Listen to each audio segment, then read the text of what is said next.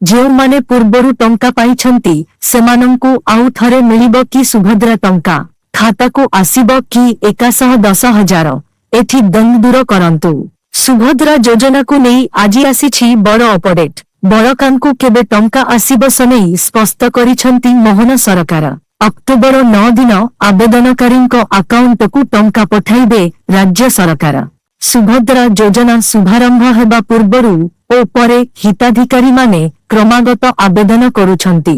ସେପ୍ଟେମ୍ବରରେ ଏହି ସ୍କିମର grand launching ପରେ କିଛି ମହିଳାଙ୍କ ଖାତାକୁ ଟଙ୍କା ପ୍ରଦାନ କରିଥିଲେ ସରକାର। ମାତ୍ର କିଛି ଜଣଙ୍କ ବର୍ତ୍ତମାନ ପର୍ଯ୍ୟନ୍ତ କୌଣସି ଟଙ୍କା ଆସିନାହିଁ। ଦଶହରା ପୂର୍ବରୁ ବଳକା ହିତାଧିକାରୀ ଯେଉଁମାନେ ଆବେଦନ କରିଛନ୍ତି କିନ୍ତୁ ଟଙ୍କା ପାଇନାହାନ୍ତି ସେମାନଙ୍କୁ ଟଙ୍କା ମିଳିବ ବୋଲି ଘୋଷଣା କରାଯାଇଥିଲା। ମାତ୍ର ତାରିଖ ସ୍ପଷ୍ଟ ହୋଇନଥିଲା। ଆଜି ଏହାର ତାରିଖ ଘୋଷଣା ହୋଇଛି, ଯାହାପରେ ହିତାଧିକାରୀଙ୍କ ଖୁସି କହିଲେ ନ ସରେ। କିନ୍ତୁ କିଛି ହିତାଧିକାରୀ ଦ୍ୱନ୍ଦ୍ୱରେ ଅଛନ୍ତି।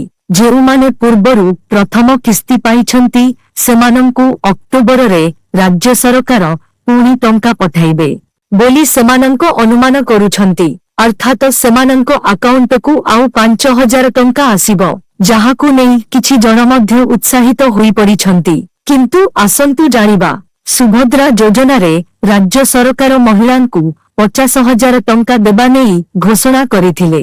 5 ବର୍ଷରେ ଏହି ସମୁଦାୟ ଟଙ୍କା ହିତାଧିକାରୀଙ୍କ ଆକାଉଣ୍ଟକୁ ଆସିବ। ବର୍ତ୍ତମାନ କେବଳ ପ୍ରଥମ କିସ୍ତି ପ୍ରଦାନ କରାଯାଇଛି, ଯେଉଁଥିରେ ମହିଳାମାନଙ୍କୁ 5,000 ଲେଖାଏଁ ହାତଖର୍ଚ୍ଚ ପ୍ରଦାନ କରାଯାଇଛି।